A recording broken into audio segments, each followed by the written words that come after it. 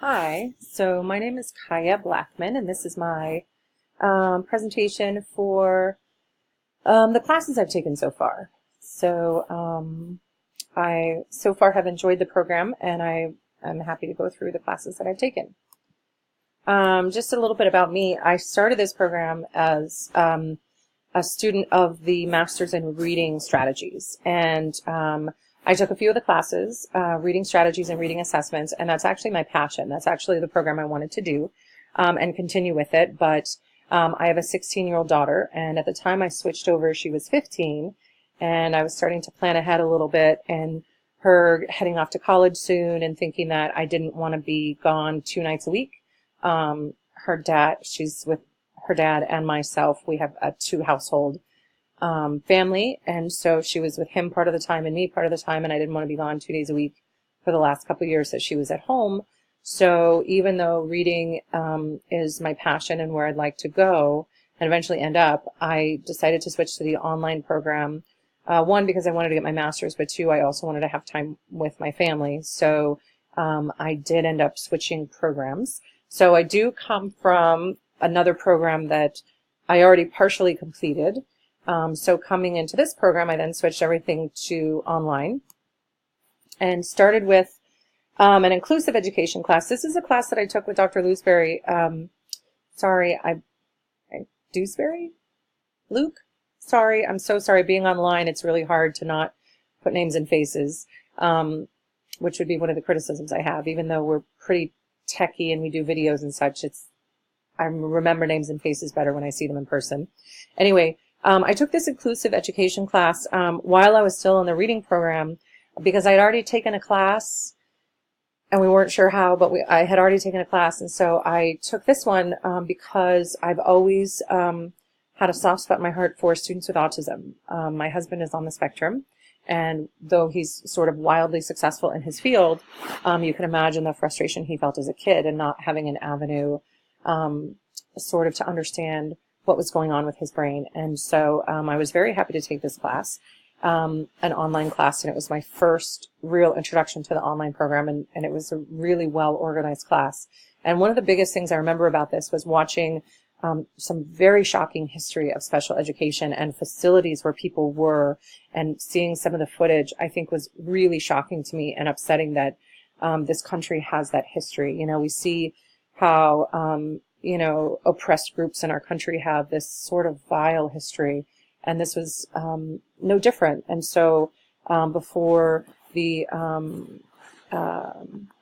laws, IEPs, and protecting students, and IDEA, and so some of these other laws that we become familiar with through the SST process and the RTI process, or a 504, I just remember being horrified at what the history of special education in our country looked like. And that actually had a really profound effect on me, as I don't ever want any student, whether they receive special education services or not, I don't want any student to ever be sort of outcast in such a manner.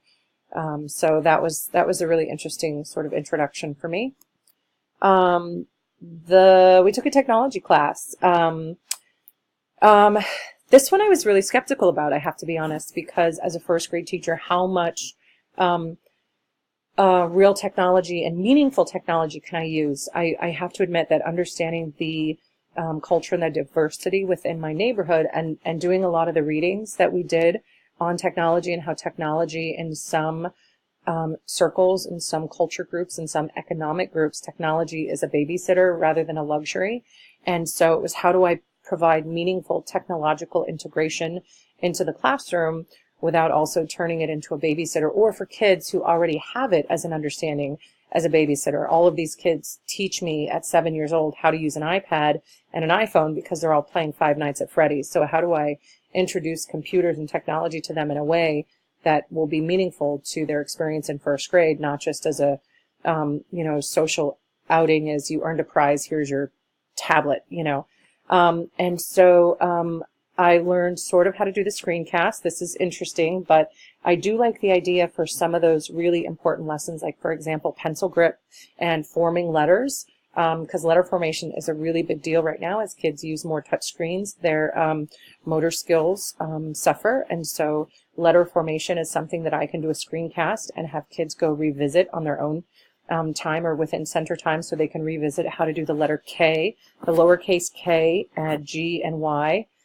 specifically are problem areas for first graders.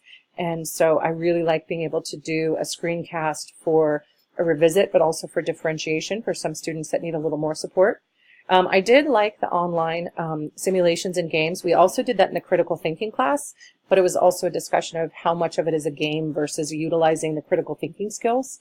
But one of the things that I found so valuable out of that class, again, I was skeptical, and this really turned me around, was there were lessons from a website on computer usage, and I've used these already. So for example, the first lesson was talking to kids about what's in their neighborhood. We're allowed to go to the library, but we have to be with a mom. We're allowed to go to the grocery store with our family, and the computer and the websites for the internet are no different. Certain things you have to go to with your mom, and we were able to establish what part of the computer neighborhood or what part of the internet neighborhood students were able to go to independently at school, students were able to independently go to at home, but honestly, they all have to be approved by a parent or a teacher. And so that was actually really, really helpful and useful. And I've taught the first several lessons, and actually my other two first grade teachers at Audubon have taught them as well. Researching the diverse learner with Dr. Peng, this was interesting to me because we talk so much about culture, and I have to be honest here. When I was, 23 or 24 years ago when I was in college, I remember looking at different cultural representations of things and thinking at the time in my sort of young, ignorant youth that was unnecessary. So the reason why this struck me so much was remembering how I felt 20 years ago, not understanding culture and thinking certain things were unnecessary.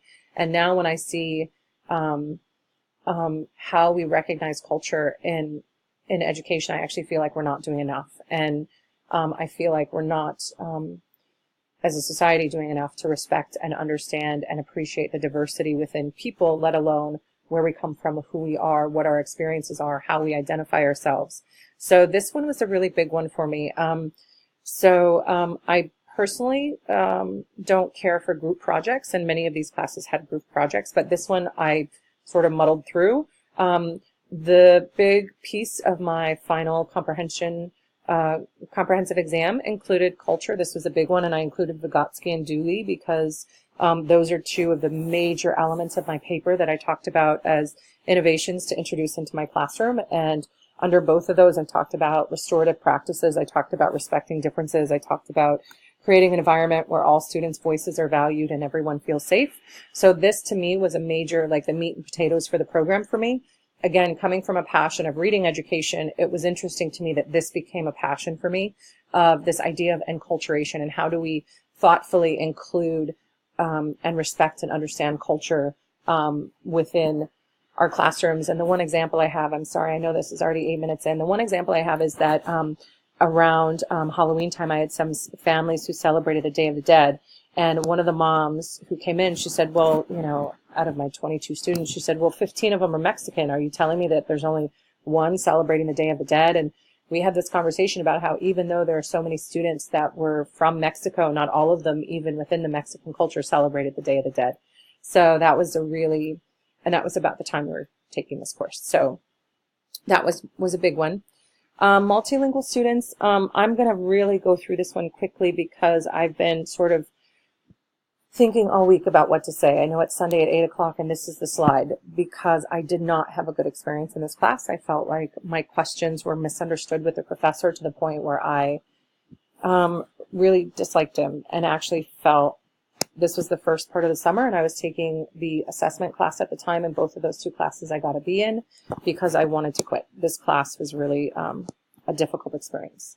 I did get some good strategies from the Color in Colorado website.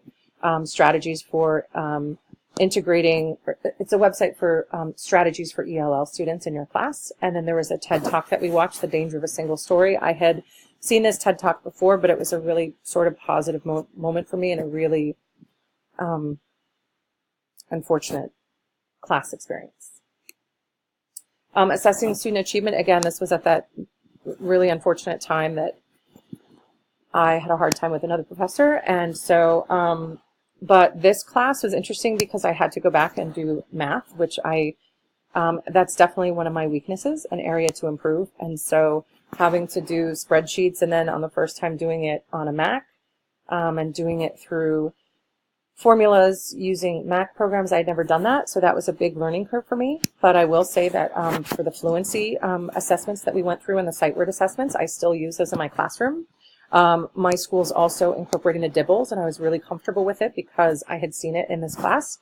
And also the Woodcock-Johnson assessment is what my school's special ed team uses to assess students. And having had that familiarity with that assessment, I actually am able to go into SST meetings and initial IEP meetings with some more confidence and more familiarity with the assessment. So I have a better, feel like I have a better voice at the table because of that. And so I'm grateful for that one. Critical thinking is another one that really struck out for me as being a really big class. And this one, not only the online tools, but the bottom one, which I put the Critical Thinking Strategies Handbook, I included a lot of this into my comprehensive exam as well, because I always felt that either people have critical thinking skills or they don't. Like, it's sort of a way to think, and this opened my eyes and really actually changed a lot of my perspective in terms of dealing with people, dealing with students, as well as just dealing with adults in everyday life. Because I think that if we had spent some time talking about critical thinking strategies in terms of how to reason, how to argue in the case of like a viewpoint.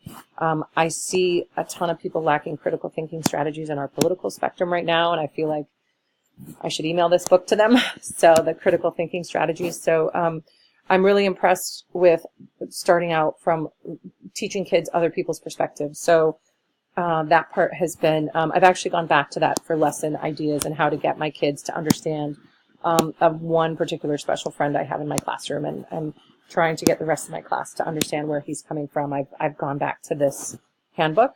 The online simulations, I talked about that a little bit with the technology class as well. Cool Math Games had a couple of great strategies, or a couple of great games. One was running a coffee cart that actually 2 of my early finishers utilize, and it's great for them. The digital taxonomy, Bloom's, this was interesting because it took, Bloom's taxonomy and applied it to technology. And again, that was a really new thing for me, a new perspective, putting a new perspective on the idea of Bloom's higher order thinking, or Bloom's taxonomy, and getting into some of the higher order thinking skills also was impressive to me. And it again, it just kind of stood out for how we utilize online tools and how are we using technology to make it meaningful in a classroom, not just a babysitter.